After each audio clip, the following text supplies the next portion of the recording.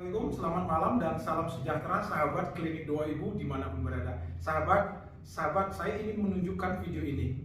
Nah, ini adalah bayi yang baru saja dilahirkan tetapi dalam kondisi yang sudah meninggal.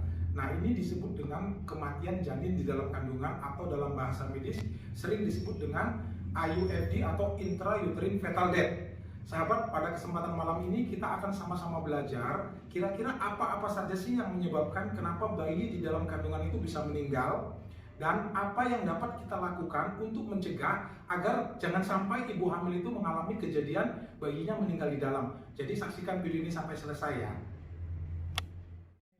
Penyebab pertama dan paling sering kematian janin di dalam kandungan itu adalah kelainan plasenta. Sahabat, plasenta itu adalah ari-ari. Ari-ari di mana ari-ari ini fungsinya adalah sebagai organ perantara mengalirkan darah dari ibu ke bayi. Kalau misalnya ari-ari atau plasenta ini mengalami gangguan, maka otomatis biasanya pertumbuhan bayi akan menjadi terganggu. Bahkan dalam kondisi yang ekstrim, bayi bisa sampai meninggal.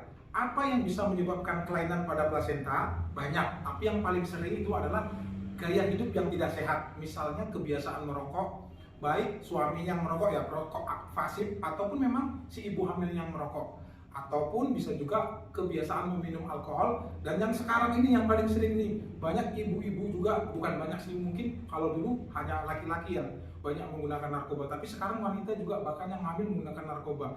Nah, ini juga salah satu faktor yang sering menyebabkan gangguan pada plasenta yang bisa menyebabkan kematian pada janin yang dikandung. Penyebab lain yang juga sering menyebabkan bayi di dalam kandungan itu meninggal adalah kelainan atau penyakit yang diderita oleh ibu. Misalnya keracunan kehamilan atau yang disebut dengan preeklamsia, di mana ibu hamil itu mengalami tekanan darah yang tinggi, biasanya ditandai dengan bengkak-bengkak pada kaki ataupun pada bagian-bagian tubuh yang lain. Ini merupakan suatu kondisi yang berbahaya, bukan saja kepada ibunya tetapi juga kepada bayinya, yang bisa sampai menyebabkan kematian pada janin yang ada di dalam kandungan. Atau kelainan lain, misalnya penyakit diabetes yang diderita oleh ibu yang sedang hamil. Ini juga bisa menyebabkan kematian pada janin yang ada di dalam kandungan.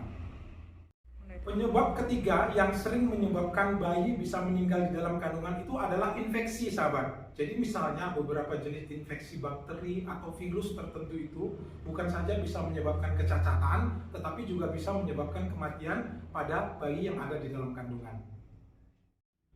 Faktor keempat yang bisa menyebabkan bayi meninggal di dalam kandungan adalah kecacatan pada bayi itu sendiri. Jadi misalnya bayi-bayi yang memang mengalami kelainan kromosom atau memang sudah cacat dari awalnya, ini biasanya memang bisa menyebabkan bayinya lahir hidup tapi cacat atau bahkan meninggal di dalam. Nah, ini juga salah satu faktor yang sering menyebabkan kenapa bayi bisa meninggal di dalam kandungan.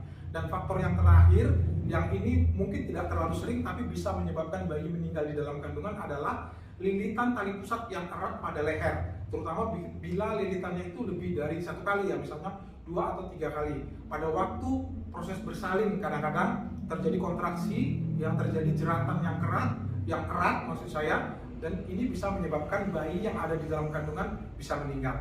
Nah, sahabat, itu adalah beberapa faktor yang bisa menyebabkan kenapa bayi yang ada di dalam kandungan itu mengalami kematian.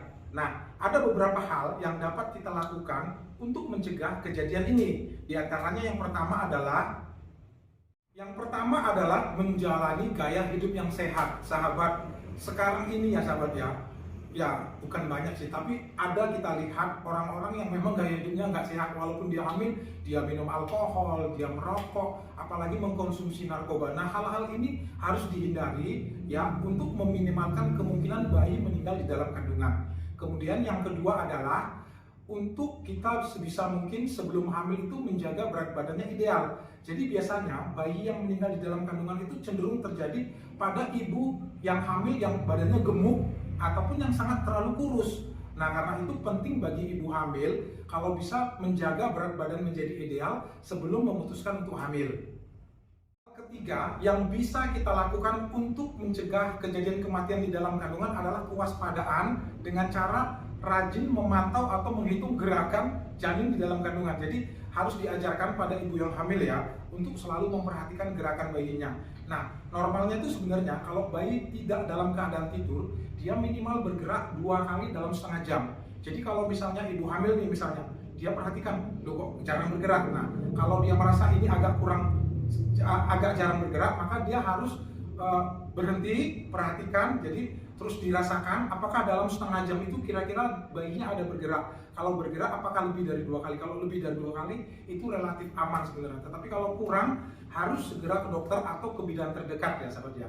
Nah, ini adalah usaha yang ketiga, yaitu memperhatikan pergerakan bayi secara mandiri. Dan hal yang keempat, dan yang ini yang paling penting menurut saya untuk dilakukan oleh ibu hamil dimanapun berada, yaitu harus rajin periksa ya. Biasanya kalau ibu-ibunya tuh rajin periksa, minimal USG gitu ya, atau pergi ke bidan lah kalaupun nggak sampai ke dokter kandungan, walaupun sebenarnya kalau bisa melakukan USG dan Doppler ya, karena biasanya bayi yang mau meninggal itu kalau dilakukan pemeriksaan USG dan kita lakukan Doppler pada pembuluh darah tertentu, kita akan tahu ini bayinya bakal akan meninggal dalam waktu dekat. Dan kalau kita bisa dapatkan itu, kita mungkin bisa memutuskan untuk segera menolong, jangan sampai terlambat. Nah, ini adalah hal-hal yang bisa kita lakukan untuk mencegah terjadinya kejadian bayi yang meninggal di dalam kandungan. Sahabat, itu saja informasi singkat yang bisa saya sampaikan pada kesempatan malam ini. Semoga ini bermanfaat. Kalau misalnya sahabat merasa ada manfaat, share dong video ini agar manfaat itu bisa sampai ke lebih banyak orang ya.